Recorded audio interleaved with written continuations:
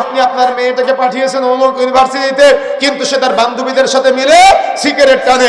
এদেশের college university প্রায় 30% মেয়ে যারা আছে তারা আজকে মাদকের সাথে জড়িত, অশ্লীলতার সাথে জড়িত প্রায় 50% মেয়েরা। তাহলে আজকে আপনি সমাজকে পরিবর্তন করবেন কিভাবে যদি আপনি অভিভাবক যারা আছেন তারা সচেতন না হন? এই জন্য যুবক ভাইরা যে কথা বলছিলাম, আপনাদেরকে পরিবর্তন হতে হবে। একজন যুবক চাইলে একটা সমাজ পরিবর্তন করতে পারে।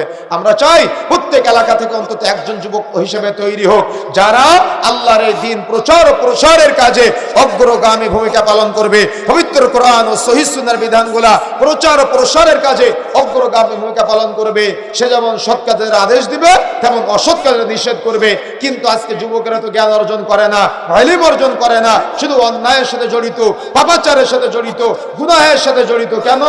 ওই পৈতৃক সূত্রে এগুলা শিখতেছে, বাবা মার কাছ থেকে শিখতেছে, পরিবার থেকে শিখতেছে, সমাজ থেকে শিখতেছে।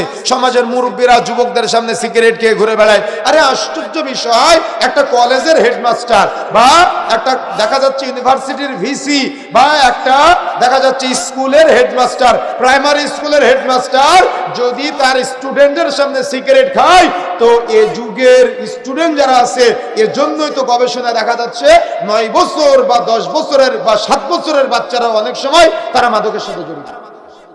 কেন? ওর হেডমাস্টার সিগারেট খায়, ও কি খাওয়ায়? কথা বুঝেন না মনে হয়, কথা খারাপ লাগতেছে শুনতে। হেডমাস্টার হয়েছেন, আপনি হলেন রাহবার। আপনি কে? আপনি হলেন রাহবার। আরে হেডমাস্টারের কথা তো বাদই দিলাম, মসজিদের ইমাম সাহেব জর্দা খায়, তো মুসল্লিরা কি করবে? কথা কি বুঝতে পেরেছেন? হুজুর আবার বলে জর্দা নাকি মাকরুহ। হুজুর কি বলে? জর্দা নাকি মাকরুহ। তো মাকরুহ মানে কি হুজুর?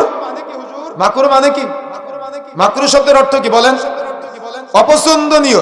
মাকরুহ শব্দের অর্থ কি? অপছন্দনীয়। তো আপনি হলেন এলাকার রাহবার, আপনি হলেন এলাকার ইমাম, আপনি হলেন এলাকার খতিব। তো আপনি রাহবার হয়ে, আপনি ইমাম হয়ে, আপনি খতিব হয়ে আপনি অপছন্দনীয় কাজ করেন কোন লজ্জায়? আবার এটার পিছনে আপনি সাফাই গান, লজ্জা আছে আপনার, শরম আছে আপনার?